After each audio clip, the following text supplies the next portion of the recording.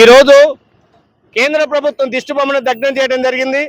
మొన్న ఢిల్లీలో విద్యార్థులది paper leakage మీద అమర నిరాదీక్షకు దిగినటువంటి నేత ప్రాణం కోల్పోతున్నటువంటి తరుణంలో కూడా కేంద్ర ప్రభుత్వం ఇంత కనికరం లేకుండా మొండిగా వ్యవహరిస్తూ కేంద్ర మంత్రి రాజీనామా చేయాలని చెప్పి అనేక విద్యార్థి సంఘాలు దేశం మొత్తం అల్లగోలు అవుతున్నా కూడా ఈ ప్రభుత్వం మొండిగా వ్యవహరిస్తే విద్యార్థుల మీద ఆయనకు నిరంతరంగా ర్యాలీ చేస్తున్నటువంటి విద్యార్థుల మీద లాఠీ చార్జీలు చేసి దుర్మార్గంగా ఈ ప్రభుత్వం వ్యవహరిస్తా ఉంది.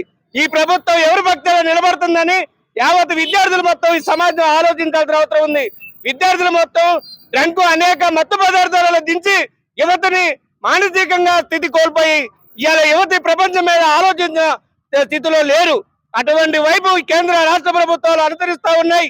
విద్యార్థులంతా మేలుకొని భవిష్యత్తు తరాల మీది రాబోయేటటువంటి తరం యువతరం మొత్తం ఢిల్లీ పీఠం కదేటట్టు మరో బలమైన ఉద్యమం చేయాల్సిన అవసరం ఉన్నది. వాళ్ళు ఎంత నిర్బంధం చేస్తే ఉద్యమం అంత ఉవ్వెత్తుతని చెప్పి విద్యార్థులు లాఠీ చార్జీ చేస్తే అదే విధంగా కేంద్ర మంత్రి ఇప్పుడు కూడా రాజీనామా చేయలేదు.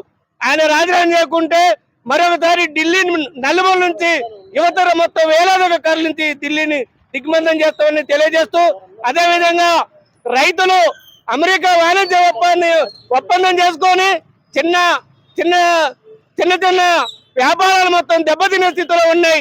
ఇది చాలా దుర్మార్గం అని చెప్పి ఢిల్లీలో రైతాంగం శాంతియుతంగా ధర్నా చేస్తుంటే రైతుల మీద కూడా లాఠీ చార్జ్ చేసి రైతులను కూడా కొట్టడం జరిగింది. ఈ దేశానికి అన్నం పెట్టే రైతాంగాన్ని ఖచ్చితంగా ఈ సమాజం ఆదరిస్తుంది. అటువంటి వారి మీద లాఠీలు కురిపించినటువంటి ప్రభుత్వాలు కాలగర్భంలో కలిసిపోయినాయి. రేపు మీ భవిష్యత్తు కూడా దగ్గరలో ఉంది.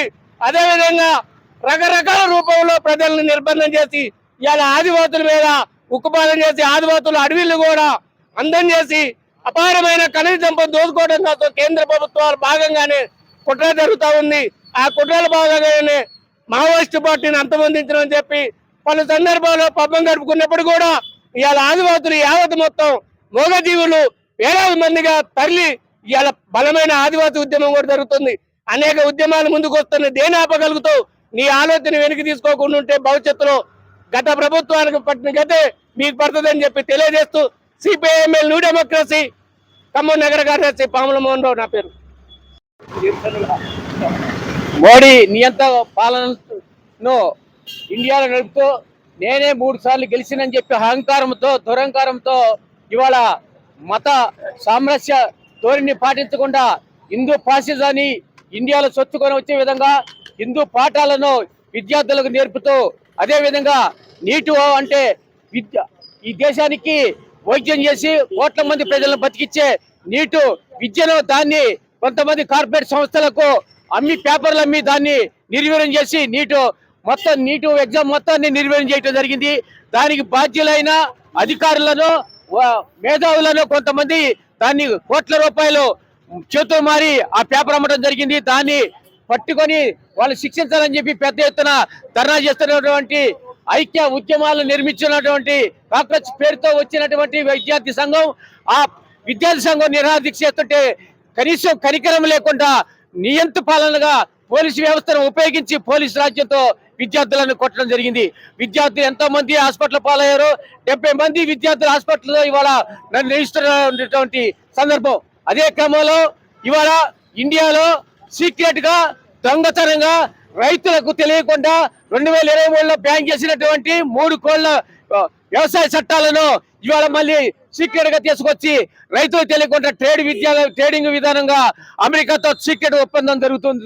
మోడీ ప్రభుత్వాన్ని తెలుసుకొని రైతు సంఘాలు ఇవాళ నాయకులు దాన్ని ట్రేడింగ్ ను వ్యతిరేకిస్తూ ఢిల్లీలో ధర్నా చేయడానికి బయలుదేరిన నాయకులను ముందే మూసిపారేసి వాళ్ళను సీక్రెట్ గదుల్లో పెట్టి ఎక్కడ దాచారో తెలియకుండా మోడీ ప్రభుత్వం ఇస్తుంది.